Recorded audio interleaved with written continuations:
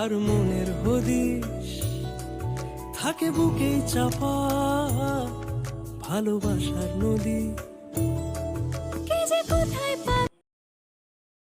Good morning বন্ধুরা, কেমন আছো তোমরা সবাই? আশা করছি তোমরা সবাই খুব ভালো আছো, আমিও ভালো আছি। তো সিম্পল হাউস ওয়াইফ জয়শ্রীর নতুন আরেকটি ব্লগে তোমাদের সকলকে স্বাগত জানাই। এখন বাজে সকাল 7:30। তো এখন থেকেই তোমাদেরকে সাথে নিয়ে আমার ব্লগটা স্টার্ট করছি। আই হোপ যে আজকের ব্লগটা তোমাদের ভালো লাগবে। আর এই যে দেখো, সকাল সকাল কিন্তু আকাশে মেঘলাও আছে আর সেই সাথে সাথে রৌদ্রও আছে।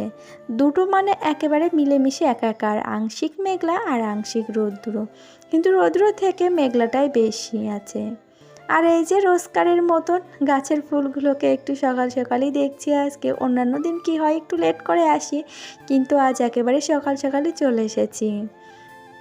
আর এদিকে দেখো, আজও গাছে কিন্তু দুটো জবা ফুল ফুটেছে। কালকে তোমাদেরকে কুড়ি দেখিয়েছিলাম, তবে আজ ফুল দুটোকে দেখাচ্ছি। ফুল দুটো কিন্তু দেখতে দারুণ লাগছে। আর ফুল ফুটবে আমি গাছে আর স্পর্শ করব না তা কখনো হয়? প্রকৃতির সঙ্গে মিশে যেতে তো আমার বেশ লাগে।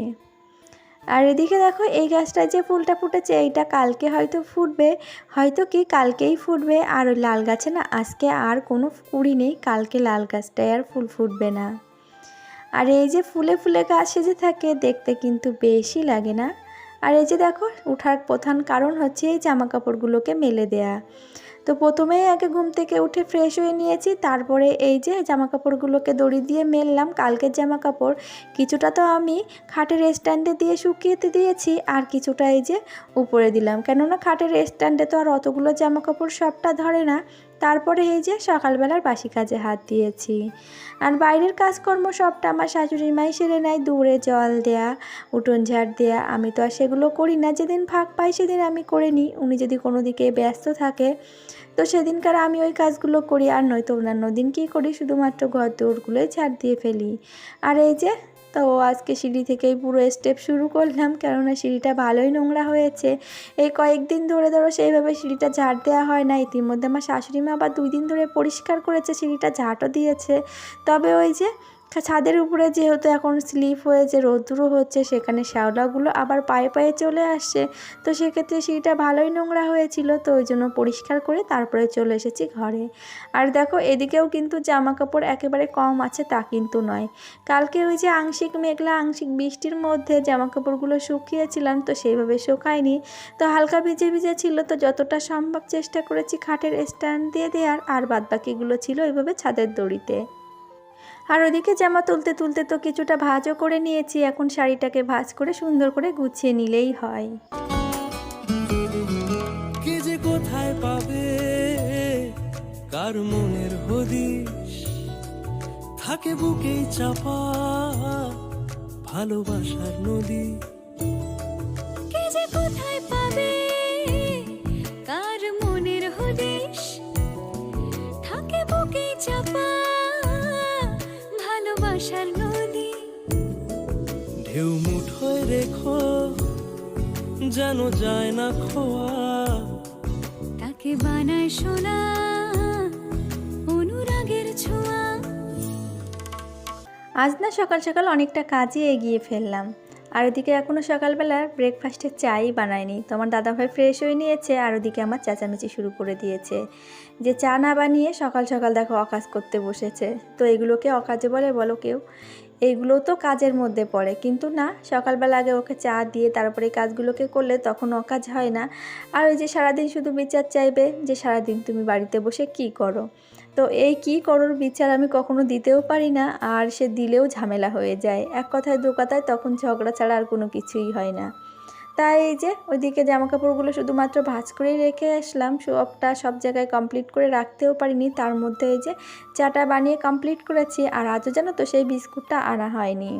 ফোন করে বলেছিলাম তো রীতিমতো, তো তার মনে নেই। আর ওই করে জানো তো, একটা জিনিস একদিনে কখনো আনে না। যে কোনো জিনিস বলো আর যে কোনো যাই হোক না কেন, ওকে একদিনে বললে হবে না।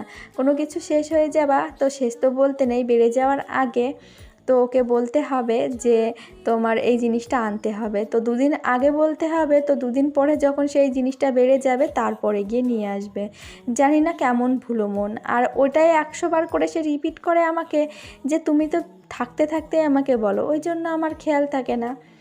তো যাই হোক, সকাল সকাল অনেক বদনাম করে ফেললাম হাজব্যান্ডের। আর এদিকে এই ইয়েলো কালারের নাইটিটা আগের দিন রাখি বন্ধনের গিফট আমাকে দিয়েছিল 200 টাকা। তো আমি তাতে আর 50 টাকা ভরে এই গিফটটা কিনে নিয়ে এসেছি। টাকা তো রাখলে কোথা দিয়ে কী খরচ হয়ে যাবে, তাতে করে আমি বলতেও পারবো না যে আমি রাখি বন্ধনে কিছু গিফট পেয়েছি। তো ওই জন্য পরে সন্ধ্যাবেলায় গিয়ে ওই জামাটা কিনে নিয়ে এসেছিলাম। তো কেমন হয়েছে তোমরা অবশ্যই কমেন্টে জানিও। তবে চলো এরই সাথে বলে রাখি, আমার আজকের ভিডিওটি তোমাদের কেমন লাগলো ওই যে একটা কমেন্ট করে জানাতে ভুলে যেও না। আর যদি ভালো লেগে থাকে তো প্লিজ একটা লাইক করে দিও। আর নতুন যদি কোনো বন্ধু আজকে আমার ভিডিওটি এই পর্যন্ত দেখে থাকো, ভিডিওটি দেখে ভালো লাগলে চ্যানেলটিকে সাবস্ক্রাইব করে রাখতে পারো। আর পুরনো বন্ধুরা যারা অলরেডি এই কাজটি করে রেখে দিয়েছো তাদেরকে জানাই অসংখ্য ধন্যবাদ আর অনেক ভালোবাসা। তবে কি জানো তো, এখন আর কারোর কাছে এক্সপ্লেন করতে ভালো লাগে না। বুঝলে বুঝুক, না বুঝলে ইটস ওকে, এইভাবেই না সংসারটাকে চালিয়ে দিচ্ছি। তবে কিন্তু নারীকে যথাযথ সম্মান দেয়া হয় না। যেখানেই নারী যাবে সেখানেই কিন্তু অত্যাচারিত হবে। তবুও কিন্তু নারীরা ইটস ওকে বলে সেখান থেকে চলে আসবে। আর এদিকে দেখো, আমি কিন্তু ওই কাজটা করতে করতে চলে এসেছি। এখন আমার জামা কাপড়গুলো মেলা হয়নি, আর ওদিকে বাসনগুলোও এখনও উল্টানো হয়নি। আর এদিকে দেখছি ও জামা কাপড় পরে রেডি হয়েছে, তার আগে তো খাওয়া হয়ে গেছে ডিম ভাজা দিয়ে ভাত। আর ওদিকে আমি কলপারে কাজ করতে করতে ওকে বলেছিলাম যে তুই একটু মাথায় ভালো করে তেল দিয়ে চিরুনি দে। আর তেলটা আমি আগে দিই না, কেন জানো তো? তেলটা যদি আমি আগে দিই, মাথা যদি ভালো করে ভিজে থাকে, তো যখন গামছা দিয়ে মোছা হয় তখন কিন্তু গামছার সাথে সাথে সেই তেলটা উঠে যায়। আর সেই সাথে সাথে গামছাগুলো যেমন নোংরা হয় তেমন মাথায় তেলও থাকে না। ওই জন্য কি করি যে আগে স্নান করে আয়, খেয়ে দিয়ে নিয়ে মাথার চুলটা তো ভিজে থাকবে, তারপরে বেশি করে তেল দিয়ে দিলে তখন সেই তেলটা মাথায় থাকে। আগে না এই ছোট ছোট টিপসগুলো একেবারেই ভুলে যেতাম আর বুঝতেও পারতাম না। তাতে করে জিনিসপত্র যেমন নোংরা হতো, জিনিসপত্র বলতে বিশেষ করে গামছাগুলো একেবারে দেখার হাল থাকতো না। কিন্তু এখন এটা বুঝে গেছি সময়ের সাথে সাথে যে কোনটা কখন কিভাবে প্রয়োজন করা উচিত আর কোনটা কিভাবে না, সেটাই হচ্ছে ব্যাপার। আর এই যে ইতিমধ্যে কিন্তু আমার ঘরদোর মোছা হয়ে গেছে, আর তারপরে চলে এসেছিলাম রান্নাঘরে। আর রান্নাঘরে এসে আগে মাংসর মশলাটাকে বেটে নিয়েছি, কুটে নিয়েছি, তারপরে গিয়ে এই যে মাংসটাকে কষিয়ে চলে এসেছি এই যে চাল কুমড়োটাকে কাটতে। আগের দিন মায়ের বাড়িতে যখন গেছিলাম তখনও যে চাল কুমড়ো গাছগুলো দেখছিলে কেমন মুখের সামনে ঝুলেছিল, তো নিচে একটা চাল কুমড়ো ছিল। তো আমি বলেছিলাম যে নেব, তবে সেদিনকার পূর্ণিমা ছিল বলে আমি আর গাছে হাত দেইনি। তবে আমার মা ওই যে শুনেছে মেয়ে বলেছে নেব, তো আজকে সকালবেলা জামাইকে দিয়ে পাঠিয়ে দিয়েছে। সকালবেলা কি জাস্ট এইমাত্র আসলো। আর এদিকে কিন্তু আজকে রান্না হচ্ছে দেশি চিকেন, তো সেটা হাফ নিয়ে এসেছে, মানে হাফ হাফ করে ভাগ হয়েছে দুজনের সাথে। তো দেখো চিকেনটায় কিন্তু ডিমও হয়েছিল। আর এটা কিন্তু অনেকক্ষণ ধরে কষাতে হয়। তো ওই মাংসটা কষাতে কষাতে কিন্তু এইদিকে আমি আবার হাতের কাজগুলো সেরে নিচ্ছি। আর দেখবে একটা কাজ যদি তুমি একইবারে করতে চাও তাহলে কিন্তু তুমি অনেকটা পিছিয়ে পড়বে। যদি কাজটা প্ল্যান করে বুদ্ধিমাফিক করতে চাও তাহলে কিন্তু তুমি অনেকটা এগিয়ে যাবে।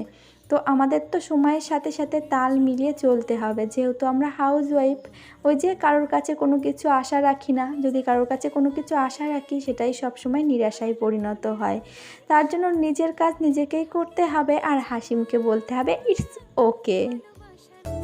কে যে কোথায় পাবে কার মনের হদিশ থাকে বুকে চাপা ভালোবাসার নদী। ঢেউ মুঠোয় রেখো যেন যায় না খোয়া, তাকে বানায় সোনা অনুরাগের ছোঁয়া।